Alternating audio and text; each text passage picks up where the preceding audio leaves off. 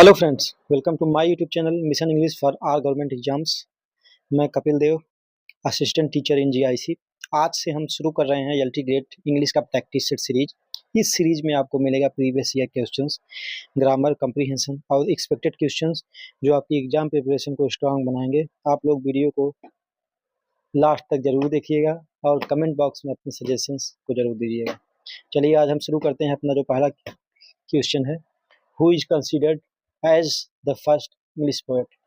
किसको कंसीडर किया जाता है इंग्लिश का पहला पोएट?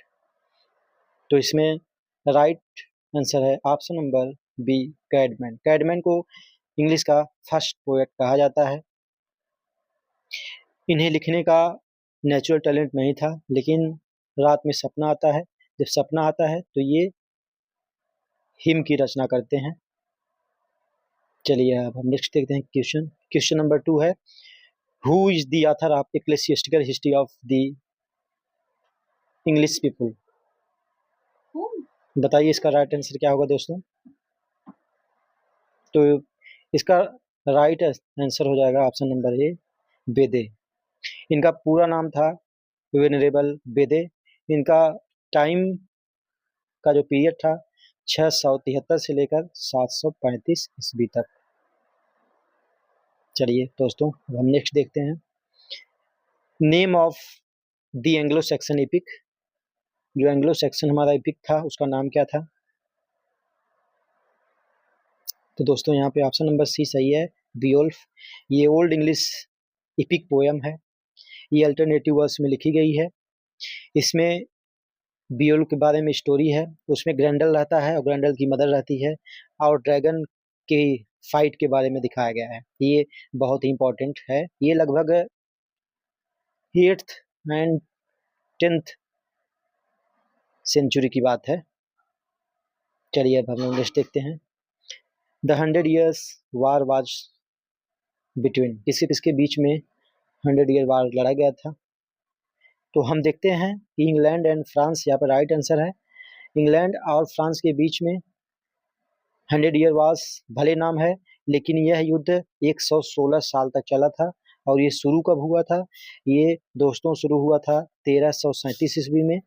1337 ईस्वी में शुरू हुआ और ये ख़त्म हुआ 1453 ईस्वी में। यह इंग्लैंड और फ्रांस के बीच का मत था। इसी को 100 ईयर्स वार कहते हैं।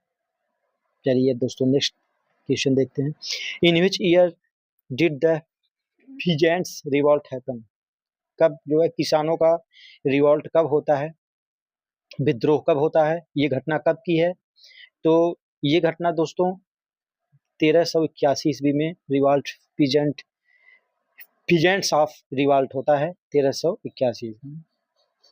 चलिए दोस्तों हम नेक्स्ट देखते हैं, who is the author of Piers and Plowman. Piers और प्लोमाइन का ऑथर कौन है? बताइए दोस्तों। तो इसका जो ऑप्शन सही है ऑप्शन नंबर सी है, विलियम लैंगलैंड। इनका जो कालक्रम है 1332 से लेकर 1400 ईस्वी तक विलियम लैंगलैंड का है। ये जो पोयम है ना, ये एक एलेगोरिकल पोयम है। चलिए दोस्तों हम नेक्स्ट क्वेश्चन देखते हैं, the earliest surviving English poem. ये हम लोग अभी पीछे पढ़ चुके हैं। इसका राइट आंसर हो जाएगा बियोल्फ। बियल को अर्लीस्ट सर्वाइविंग इंग्लिश पोयम कहा जाता है। नेक्स्ट है, who is the author of the Canterbury Tales. इसके लेखक कौन थे कैंटरबरी टेल्स के? तो इसके लेखक हो जाएंगे Geoffrey Chaucer. Option number B इसका सही आंसर हो जाएगा, Geoffrey Chaucer. It is written in Middle English and composed in iambic pentameter. ये जो है दोस्तों राइमिंग कपलेट में लिखी गई थी। राइमिंग कपलेट में ये लिखी गई थी। यह है बहुत ही अच्छी, ये पिलग्रिमेज की कहानी है। इसमें 29 पिलग्रिमेज रहते हैं जो यात्रा करते हैं।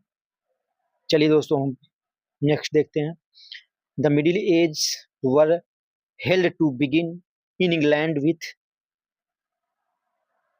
Middle age were held to begin in England with बताइए दोस्तों इसका राइट आंसर क्या होगा?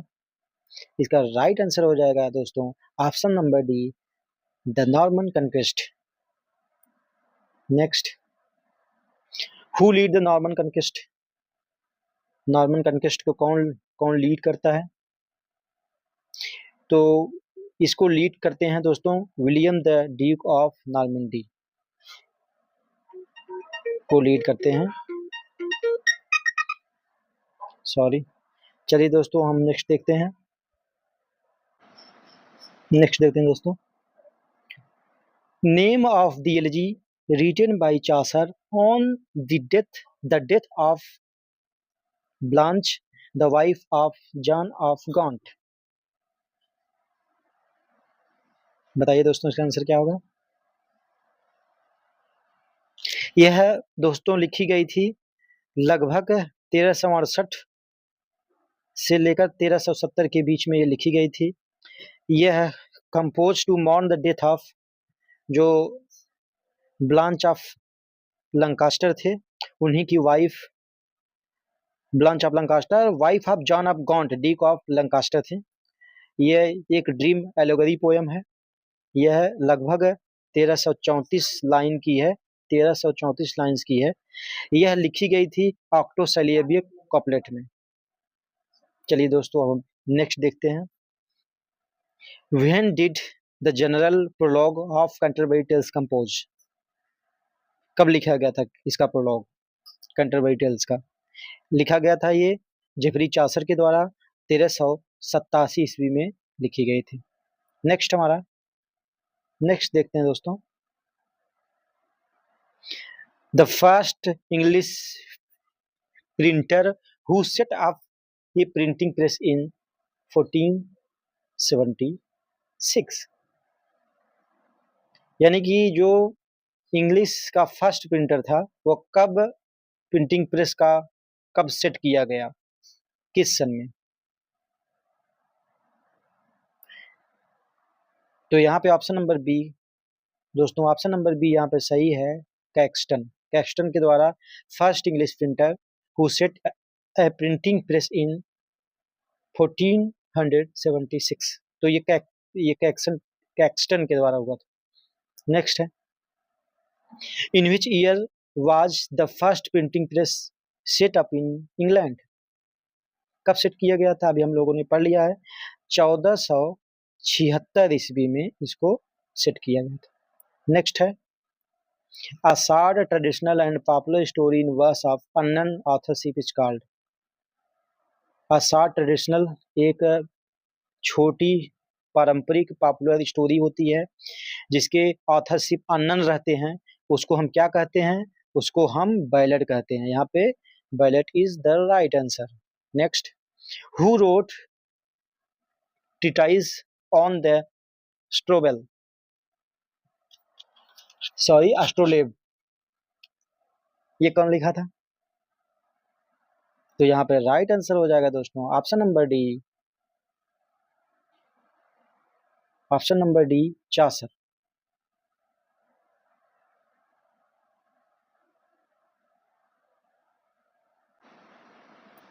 नेक्स्ट,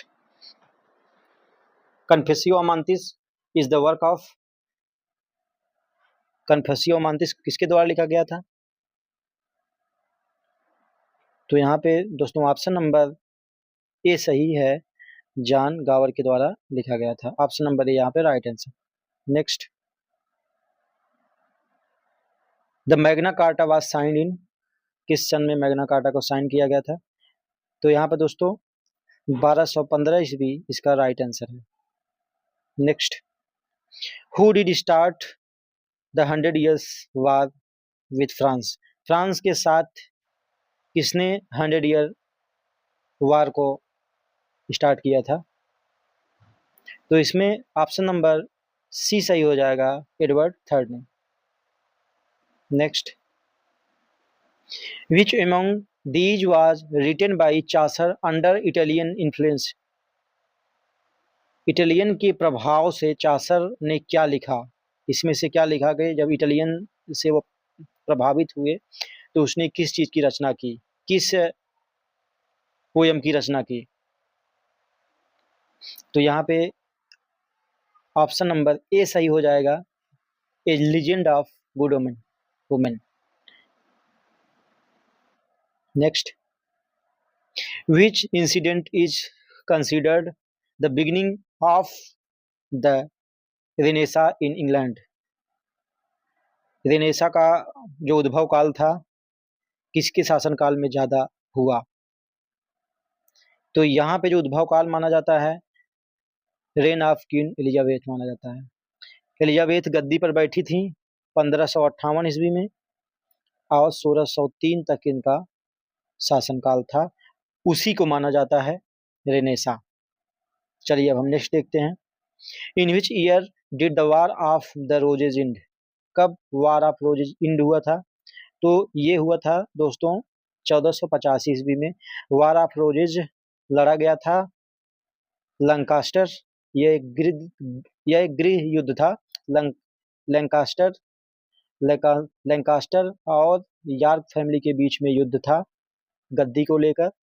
तो जो लंकास्टर का जो फ्लैग का वो था वो रेड था और जो यार्क का फ्लैग का कलर था वो ब्लैक था। और ये दोस्तों हुआ था कब से कब तक? तो ये हुआ था दोस्तों 1453 से शुरू हुआ और 1485 तक हुआ था वार ऑफ रोजेस। तो ये दो फैमिली के बीच का एक थ्रोन को लेकर लड़ाई थी या झगड़ा था। नेक्स्ट चलते हैं दोस्तों। In which year did the battle of Bosworth field end. तो ये ठीक उसके बाद या उसी में कहें तो एक युद्ध और हुआ था, उसको बॉसवर्थ फील्ड का युद्ध बोलते हैं। वह कब एंड हुआ था? तो 1485 में ही इसका भी अंत हो गया था। Next, which period is considered the height of the English Renaissance. तो इंग्लिश रेनेसा की जो हाइट माना जाता है वह माना जाता है 1550 से लेकर 1600 ईस्वी तक, क्योंकि जो क्वीन एलिजाबेथ हैं वही जो है हाइट पे लाई थी रेनेसा को। तो यहाँ पे ऑप्शन नंबर सी सही हो जाएगा, 1550 से 1600 ईस्वी। नेक्स्ट आखिरी क्वेश्चन है दोस्तों, which were the dominant art forms of the English Renaissance. तो इंग्लिश रेनेसा में क्या क्या कौन कौन सी फॉर्म थी? इसमें 4 ऑप्शन दिए गए हैं दोस्तों। तो इसमें हमारा पहला ऑप्शन सही हो जाएगा लिटरेचर एंड म्यूजिक। तो दोस्तों आप लोगों को हमारा वीडियो कैसा लगा? अगर अच्छा लगा हो तो लाइक करिए, सब्सक्राइब करिए। Thank you.